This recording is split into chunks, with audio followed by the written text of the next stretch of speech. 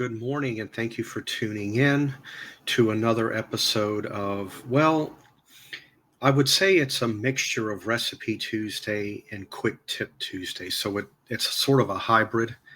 Um, One of the things that I want to mention in the course of this video is when it comes to any leftover food that you may have in your refrigerator, whether it be from the previous meal the night before or say a day before that.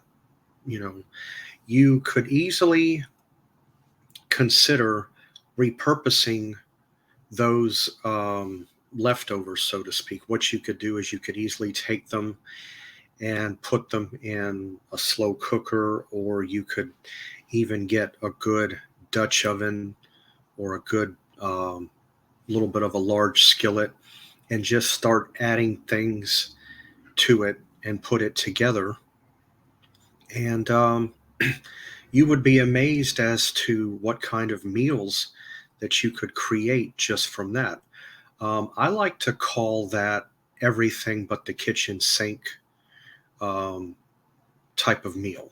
That's what I call it, which is, which is basically what it is. And especially with times like this, with the way groceries are, the prices, I really haven't seen anything really come down, so to speak, as far as any groceries out there, as far as I'm concerned. So the thing to do is if you have any leftovers and you can take that and create a meal out of it, you know, then you take whatever you paid for it and you start breaking it down, divided by two, or however how many meals you think you can get out of it. If you can get 4 meals, divided by four. If you can get five, divided by five. And it will give you an idea as to how much that meal is going to cost you in total.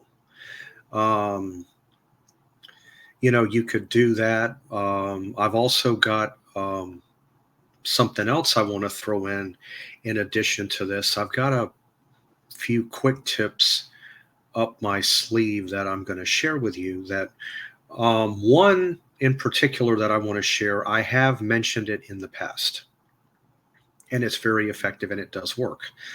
If you're ever in a position where you're trying to bake something and or make some type of dessert and it calls for powdered sugar, but you don't have it, but you have granulated sugar, don't panic.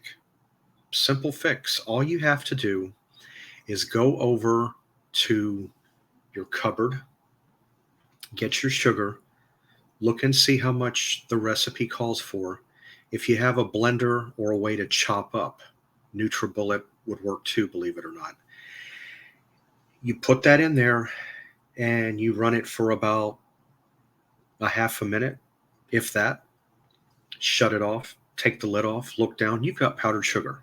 So you don't have to worry about not having powdered sugar. That is an out to give you the ability to prepare any type of baked goods or any type of dessert that involves powdered sugar.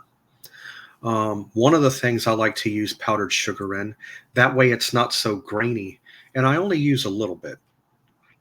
There's nothing wrong with Ready Whip. There's nothing wrong with Cool Whip. Keep in mind, Cool Whip is not a dairy product. Feel free to go over the next time you're in the grocery store, go to the freezer section, open the door and grab one and read. Nothing in it is of dairy. There's no dairy in it. Nothing. Honestly, I think it's nothing more than something that was conjured up, maybe a science lab type thing. That's what it sounds like to me. But we've all come to love it and like it. So, but to do whipped cream, that's one of the easiest, simplest recipes you could ever imagine. All you need is either light whipping cream, which is a little bit less expensive, by the way, or heavy whipping cream. And all you do is you just pour that in a bowl, or if you do have a KitchenAid, some people do have them, or a mixer, or if you have a hand mixer, either way, you pour it in a bowl and you mix it. That whipping cream is going to firm stiff peaks. You're going to see it.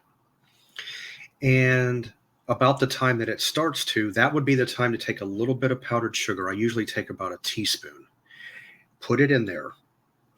And sometimes I'd like to put, you don't have to use this, but you can take a couple drops or three of vanilla extract and put it in there and mix it for about a minute, maybe not even that. And then voila, you got your whipping cream.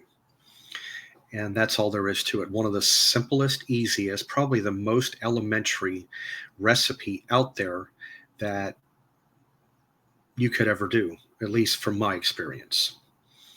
Um, Another quick tip I want to throw in is let's say you're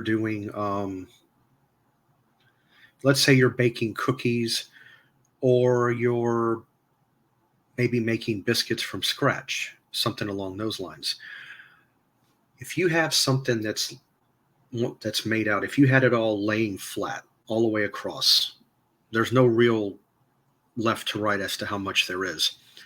You could take a glass, a regular glass, an orange juice glass, or something you might drink milk out of, or something similar to, turn it upside down and turn it. Guess what? You're going to make a perfect, exact biscuit or cookie. There's not going to be anything out of whack. When you usually what they have you do when you make cookies is they want you to take a spoon and apply it onto the cookie sheet. I usually like to use a little bit of butter.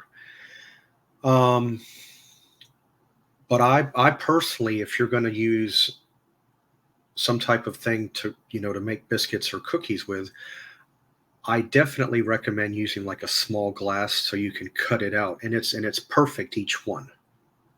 So that's another tip that I wanted to go ahead and share with you this morning. And one other quick little suggestion. Let's say you're going to a party and you want to make a decent presentation. This is another good trick. What you could do is take a cupcake cookie tin type, and you could put a cupcake liner in each one, and you could fill it with M&Ms, Hershey's Kisses, any type of candy that you wanted. You could put different types in each one, or you could mix it. You could also put an assortment of nuts like cashews, almonds, peanuts, things like that. So if you ever wanted to ever go to a party and you want to make a good presentation, or make things look good on your behalf, that's another good little tip that you could definitely do that definitely works. All right. Well, I want to thank everybody this morning for tuning in on this hybrid recipe slash tip video. And be on the lookout. I will see you guys back here on Thursday. Not really sure what I'm going to record on Thursday yet, but definitely be out on the lookout for that. Hope you guys have a great rest of your morning and afternoon, evening, and I'll see you then. Bye-bye.